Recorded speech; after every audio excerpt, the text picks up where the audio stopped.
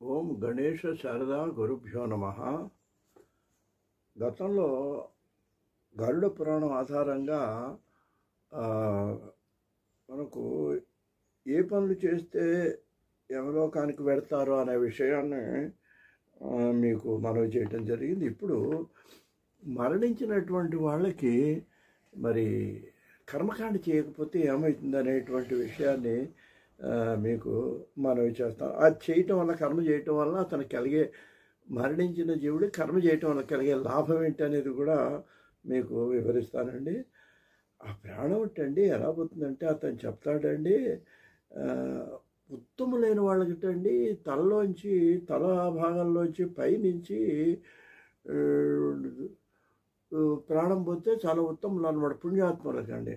అలా కాకుండా అధోద్వారేణ గచ్చంతి పాపినాము ప్రాణవాయువ. ఈ ప్రాణవాయువులు, ఈ పంచప్రాణాలు కూడా అధోద్వారం నుంచి, కింద నుంచి, మలద్వారం నుంచి కనుక వెళ్ళటం ఎవరికి జరుగుతుందంటే పాపాలు చేసిన వాళ్ళకి అలా అధోద్వారం నుంచో లేకపోతే నోట్లోంచో కళ్ళలోంచి ఇలా వెళుతుంది అనమాట అండి. బ్రహ్మరంధ్రంలోంచి వాళ్ళకి ప్రాణం వెళ్ళదండి, ఏది పాపాలు చేసినటువంటి వాళ్ళకి. ఇది కూడా మనకి గరుడ పురాణం చూడడం జరిగింది. యమభట్లు వచ్చినప్పుడు అండి వాళ్ళు ఎలా ఉంటారో వర్ణిస్తున్నాడు.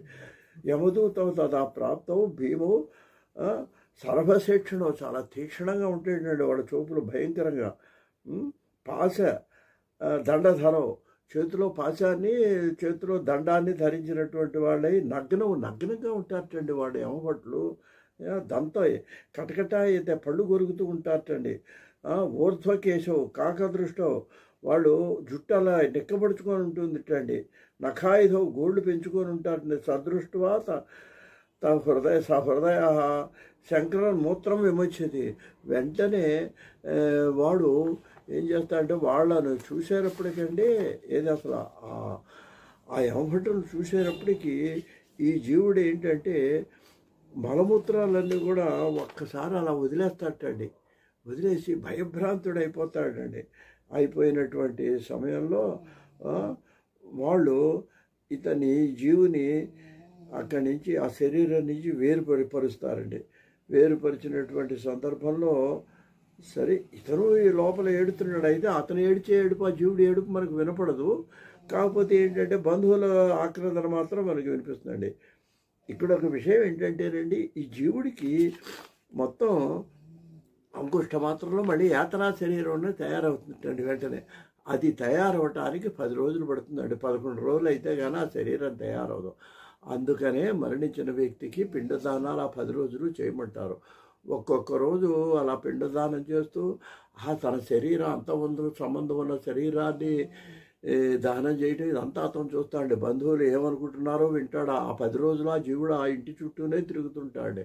తిరిగేటప్పుడు ఆ పరిస్థితి అంతా కూడా అతను గమనిస్తుంటాడనమాట అండి. అటువంటి పరిస్థితిలో అతను ఆ శరీరంలో ఉన్నటువంటి సమయంలో యమభటులు అతనికి ఎలా తయారవుతాయో కూడా చూస్తాడు. ఆ నీళ్ళండి, ఆ తపన పోవటానికి, ఆ తాపోపశమనార్థం ఏం చేస్తారంటే చిల్లాగా పెట్టి దాని మీద నీళ్లు పోస్తుంటారు.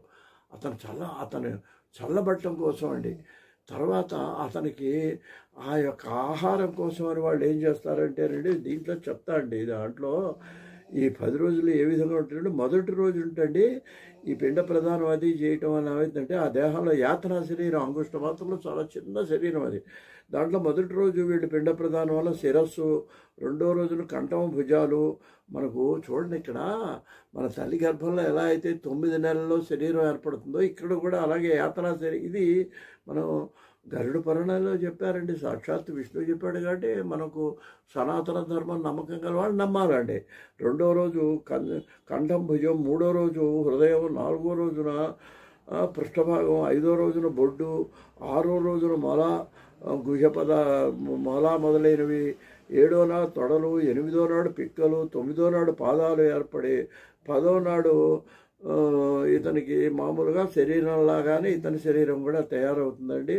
అప్పుడు 11వ రోజున ఏంటంటే ఇప్పుడు ఈ పిండాలు ఇవన్నీ 9 రోజులు చేసిన తర్వాత అప్పుడు 11వ రోజు శరీరం ఎప్పుడే 11వ రోజు కర్మలు. కొంతమంది పాపం పెద్ద కర్మలు చేస్తారు. ఆ రోజున అతను ఆ పిండాన్ని అతను ఏం చేస్తాడంటే ఆకలి దప్పులు తీర్చుకుంటాడు 11వ రోజున. అయ్యా తర్వాత అప్పుడు వీళ్ళు అతన్ని లాక్కెడతారండి.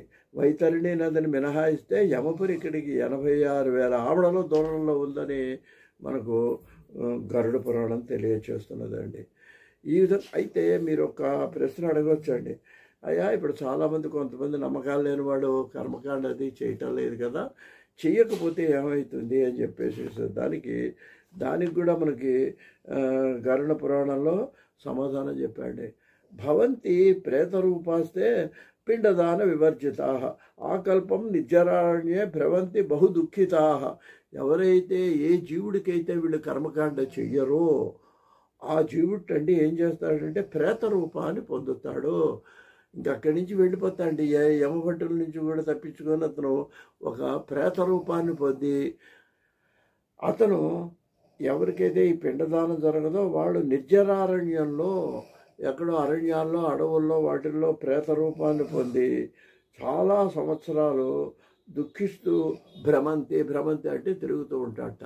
ఈ ప్రేతాలు అనేవి అవేనండి. ఆ ప్రేతత్వం పోవాలన్నా కూడా మనం జీవుడి కర్మకాండ చేయాలని మనకు గరుడ పురాణం చెబుతున్నదండి. ఈ విధంగా ఉన్నటువంటి పరిస్థితిలో అతన్ని ప్రత్యేకంగా ఆహాకారాలు చేస్తుంటే ఆ బంధువుల ఆక్రందనలు కూడా వీడు వింటుంటాడు.